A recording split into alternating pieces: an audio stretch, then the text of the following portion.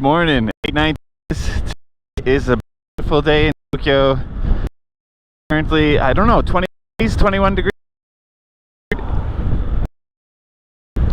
And it's warm and sunny. There's a lot of motorcyclists out today. It's a weekend. So it means it's a perfect day for touring.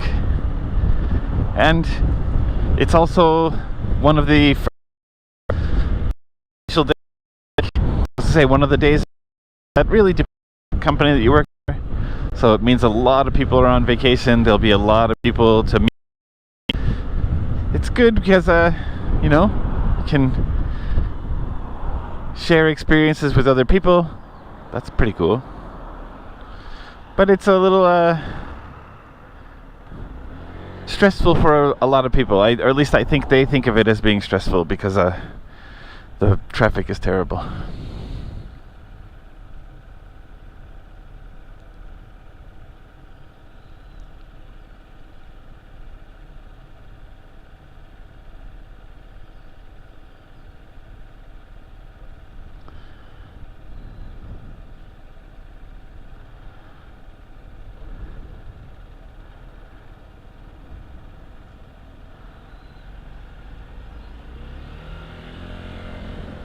I didn't realize the guy next to me had his window open. I was a little embarrassed for a second there.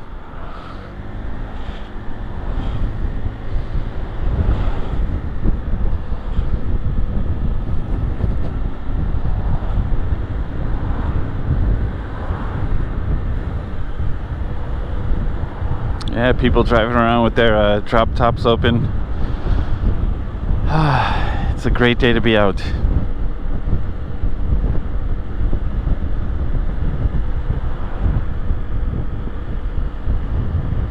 Not a cloud in the sky.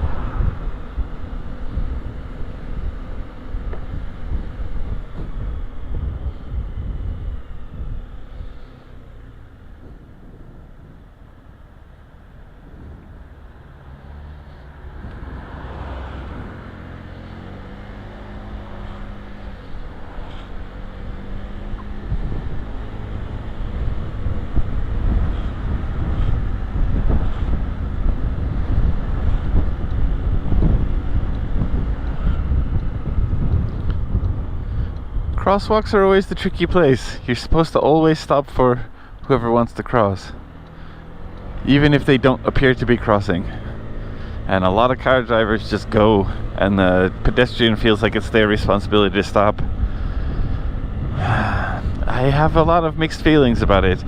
I mean, some of my friends or family are of the opinion that you just go, and it's the car's responsibility to stop. And yes, I see that from a maybe legal point of view or something like that. But from a safety point of view, if you go and the car driver is also going, there's going to be an accident. And no accident is without fault. There's always something at fault when an accident occurs. My coworkers and I got into an argument over accidents recently. But if you are the pedestrian and you see a car turning and you stop because you don't want to get hit by that car, that seems reasonable to me.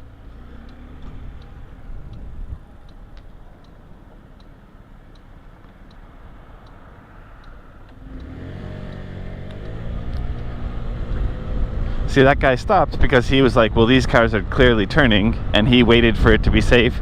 A car behind me seemed like he was going to go around me to make the turn. So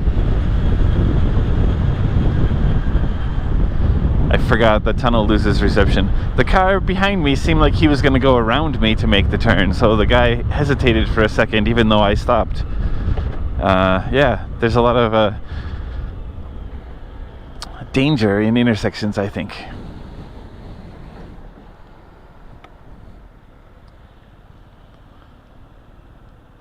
And it seemed like the guy was pulling forward and stopping because he was going straight, but I thought he was riding with the other guy who had crossed the street, so the two of them I feel like we're riding together. That's why I stopped to give him the chance. And if he was planning on going straight, then I still was safe because I couldn't have potentially hit him, and I followed the law. But in my case, I was right. I stopped, and he wanted to turn, so he had the opportunity to turn first, which is the legal thing to do and the safe thing to do.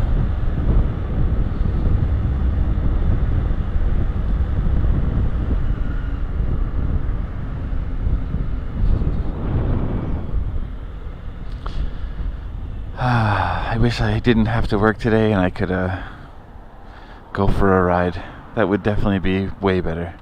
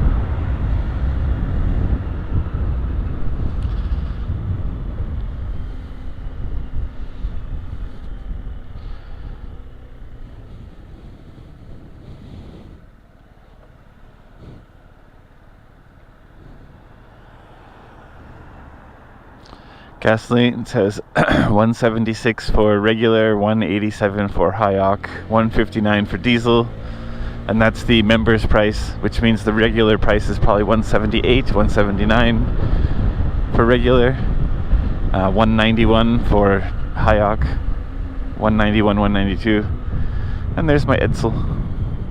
Not mine, but the Edsel I love to see every day.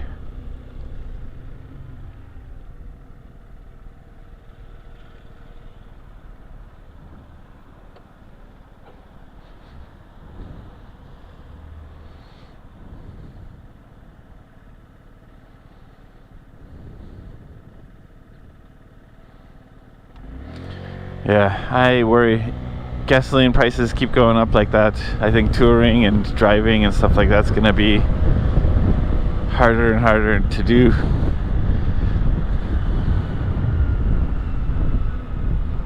I filled up the other day and it was 180 for regular at night. Prices I think can fluctuate between the morning and the night. I don't typically go to the same gas station both times of the day, but yeah, it was a little more expensive at night.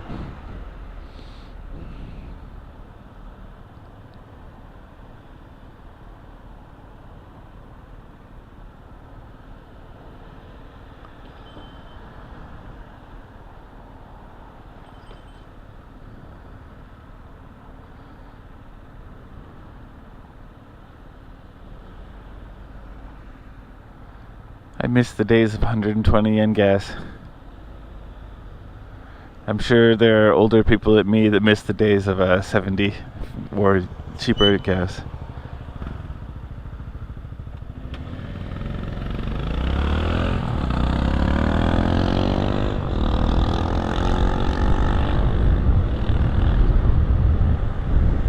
Thing is, with motorcycles, you're generally not spending that much on gas. Especially a smaller bike like a Genski, like I'm riding.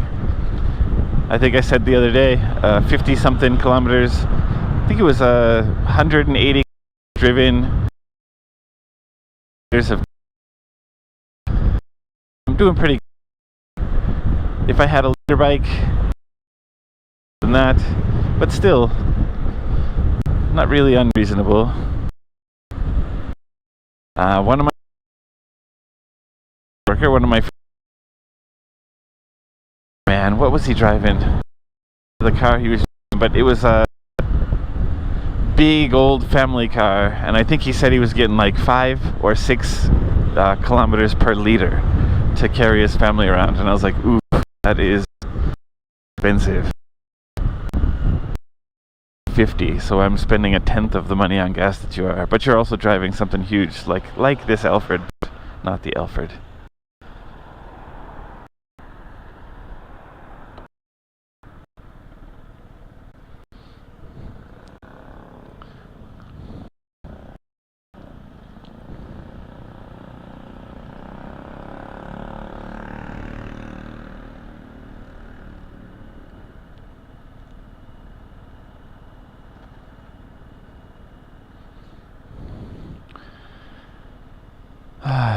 It's a beautiful day.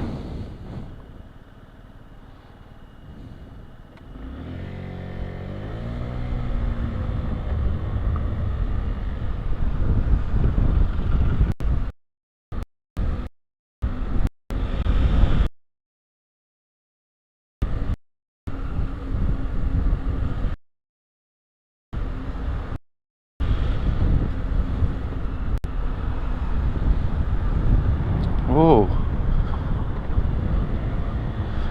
What was that Kawasaki? The first bike I ever had in Japan was one of my saddest stories ever. I should probably retell this story another day so it's told properly. But I worked with an Australian woman, and her boyfriend had a motorcycle because he used to travel around Japan on a motorcycle, and then the two of them were going to another country. They were like going from Japan to China or something like that, Japan to Korea. I think they were basically English teachers in different countries, and they'd travel around.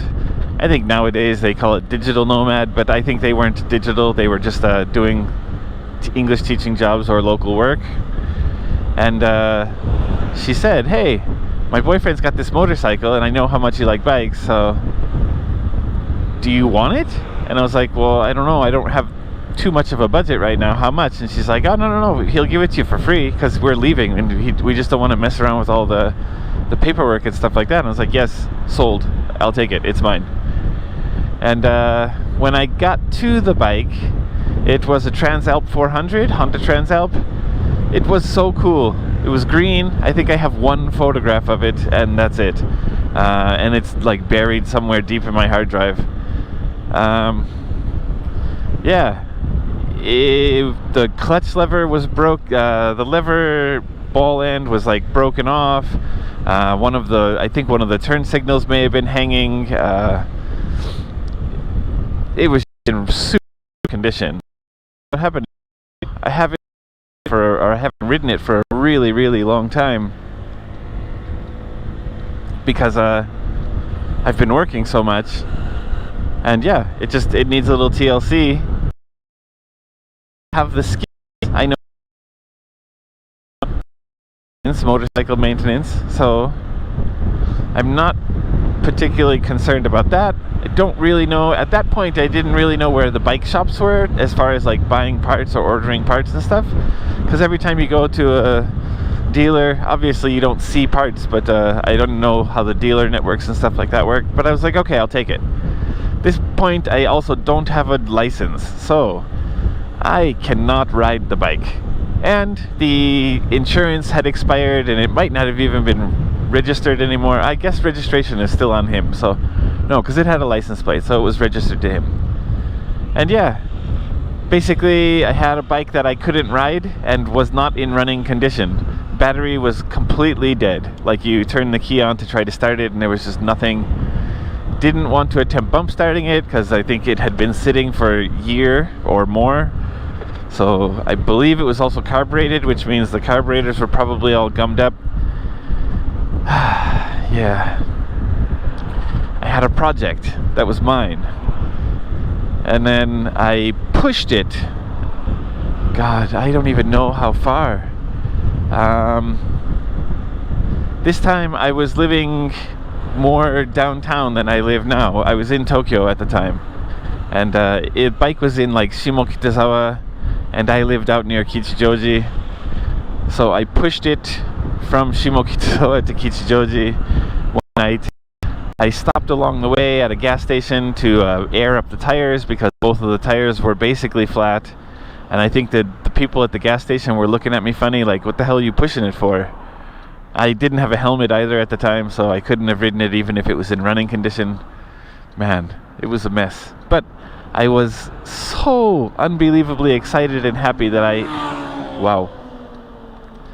had a bike that was going to be mine. I pushed it all the way home, thought about what I could do, found some parts shops, and I started making a little bit of a list of what I'm going to need to get it roadworthy again. Then I contacted a local bike shop, and I said, look, I got this bike for free, and I want to get it just roadworthy. I don't want it to be beautiful. It doesn't need to be...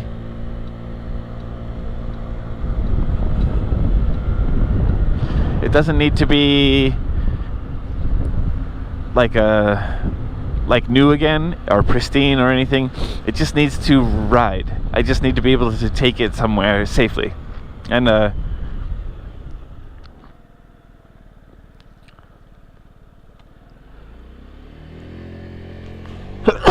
oh crap, excuse me, sorry about that. I think I might go through and start editing some of these videos too and just cut out some stuff like that, like jump cuts.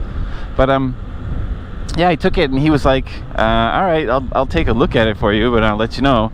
And then like a week later I went back to the shop and I was like, so what's the damage? And he's like, well, it's probably going to cost you like 200,000 yen just to get it roadworthy again. It needs tires, it needs tubes, it needs carb cleaning, it needs oil change, it needs this, it needs that, it needs that. And then obviously he's factoring in his service cost too. I don't know what his hourly rate was. And I was like, alright. He's like, frankly, you can buy a bike that's in better condition that doesn't need all this maintenance for cheaper, so you're better off just doing that.